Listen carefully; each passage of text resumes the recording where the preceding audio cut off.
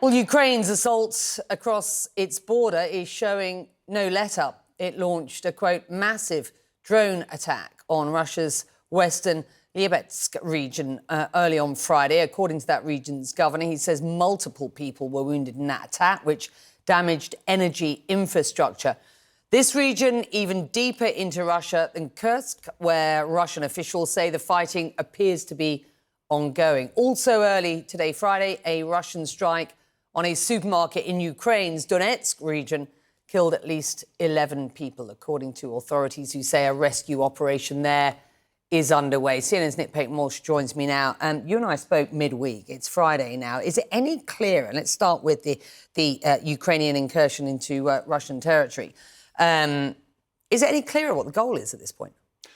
No, but certainly one goal that they presumably wanted to have that they're achieving is a very positive headline for Ukraine's military and, frankly, chaos amongst Russian ranks here, because they have now, day 4, failed to stop this incursion. It appears to be significantly deeper than it was, or it's very hard to tally precisely where we're seeing Ukrainian troops here. But they're certainly not back across the border. They appear to still be in Sojar. They may have gone further around that. There's a Russian column of troops and ammunition that appears to have been destroyed even further to the north of Sojar. So a lot of motion around here. The Lipetsk drone strike you talked about, important to separate that from the incursion, because we've been seeing Ukrainian drone activity deep inside Russia, hitting military infrastructure, energy infrastructure over the last year or so. And so this is obviously at the same time as the incursion, but a tactic they've been using consistently over the past months with some significant drone technology at their disposal. But this larger incursion, still ongoing, still causing the Russians to panic and send reinforcements there, and showing, frankly, that it's possible for Kiev to take Moscow completely by surprise and catch them off guard. Meantime, we've just seen a deadly attack in Ukraine. Yeah. A supermarket hit with at least 11 killed. To your mind, will this be a response to Ukraine's incursion into Russia? What does today's attack mean for the sort of wider story here? I mean, the death toll has been rising very fast during the morning, and, you know, I've been in many of these sort of supermarkets. They're crammed with civilians, soldiers, rare sources of food in war-torn areas. Konstantinivka close to the front line as well. And so we have seen brutal attacks on dual, I could say. I don't know exactly who was in the supermarket, but you're often there with soldiers around buying their food at the same time. A civilian target like this, though, often hit by Russia at times of frustration elsewhere on the battlefield, no way of divining the motivation. They've also just hit civilian infrastructure whenever they can anyway. So it's hard to see always a pattern in things like this, but it's certainly a reminder of the brutality of what Russia's been doing inside Ukraine when they say, as Vladimir Putin did on Wednesday, that Ukrainian forces have been indiscriminately shelling residential areas inside of Russia. Look what Russia's been doing for years there. We're in a very interesting phase here with this new move by Ukraine, because they're clearly trying to show the ability to project strength. As you mentioned, it's not entirely clear why. There's not some obvious strategic goal that we can see publicly. There may be some genius here for infrastructure, railways that we don't know about, that we haven't divined, because Ukraine are not telegraphing this. They telegraphed their summer counter-offensive for months, and that did not go very well. So this is clearly a bid to move faster and quicker. But ultimately, I think it is Kiev trying to say, after months of bad headlines, look at what we can do. It may be with a mind of showing Western allies that they've still got some fight in them. They may be trying to get an upper hand because the possibility of a Trump presidency and the likelihood of a possibly clumsy, swift and not particularly long-lasting ceasefire being imposed.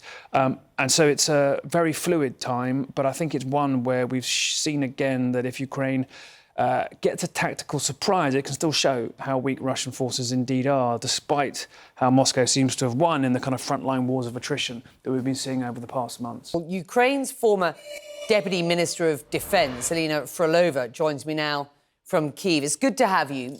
A Ukrainian source tells CNN that the latest strike inside Russia, in a place called Lipetsk, destroyed an ammunition depot. In this video, we're seeing a destroyed military convoy in the Kursk region. What's your understanding of the damage these attacks are achieving from Ukraine's point of view? And what's the goal here?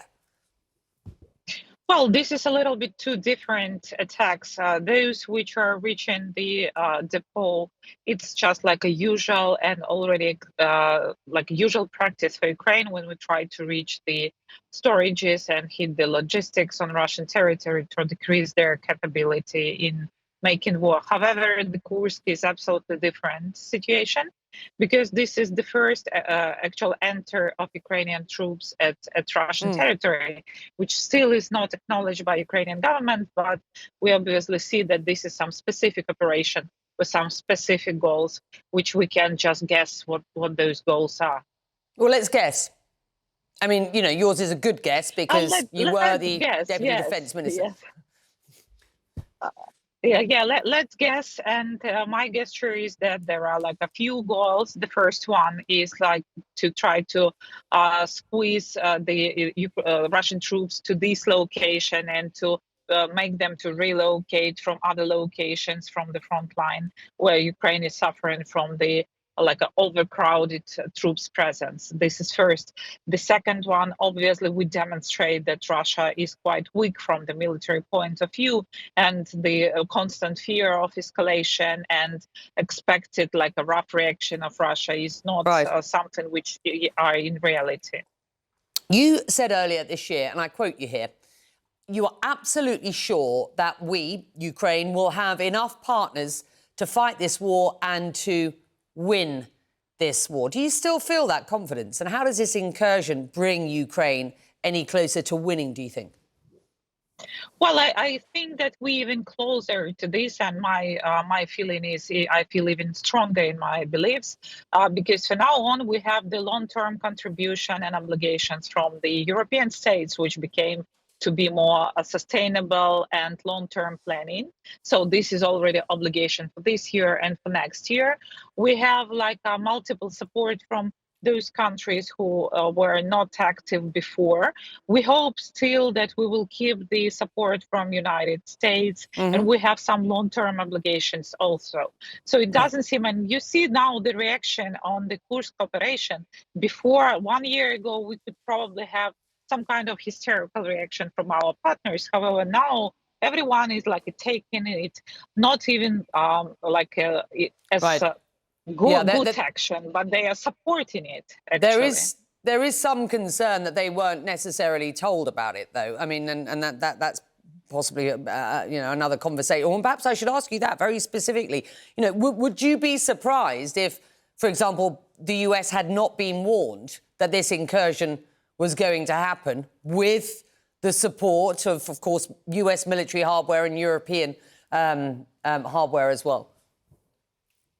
Well, I don't know specifically where they've been warned or not, but this is the Ukrainian operations, and we have we are not using that weapons which are officially not somehow not allowed to use by, for example, American partners. So that's like a Ukrainian. We are in war, and we do not violate the war rules and laws. We follow all the international war rules. So this is nothing which we can be stopped from.